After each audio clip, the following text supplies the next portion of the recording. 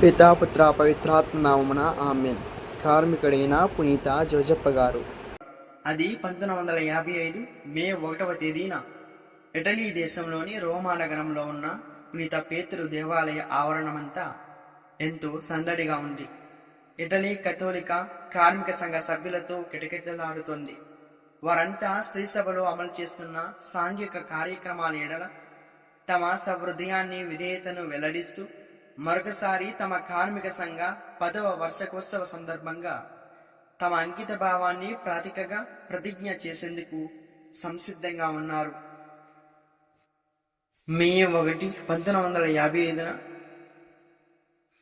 10వ భక్తినాథ పోపు గారు శ్రమ యొక్క విలువను గుర్తించి కార్మికులందరికీ ఒక ఆధ్యాత్మిక మార్గదర్శి ఉండాలని ఆ రోజున పునీత కార్మిక జోజప్ప గారి మహోత్సవంగా ప్రకటించారు.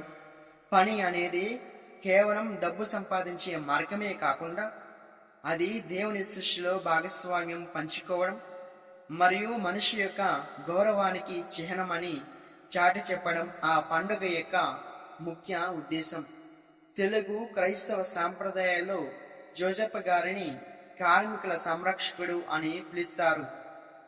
బైబిల్లో జోజప్ప గారు ఎక్కడా కూడా మాట్లాడినట్లు కనబడలేదు. ఆయన మాటల కంటే చేతలకే ప్రాధాన్యత ఇచ్చారు. ఆయనను బైబిల్ నీతిమంతుడు అని వర్ణిస్తూ ఉంది. తన పనిలో నిజాయితీగా ఉంటూ దేవుని చిత్తానికి లోబడ్డారు. వడ్రంగి పని చేస్తూ యేసుక్రీస్తుకు కూడా అదే పనిని నేర్పించారు. అందుకే యేసును వడ్రంగి కుమారుడు అని పిలుస్తారు. ఓ పునీత కార్మిక జోజప్ప, మా పనులలో మాకు సహాయం చేయము.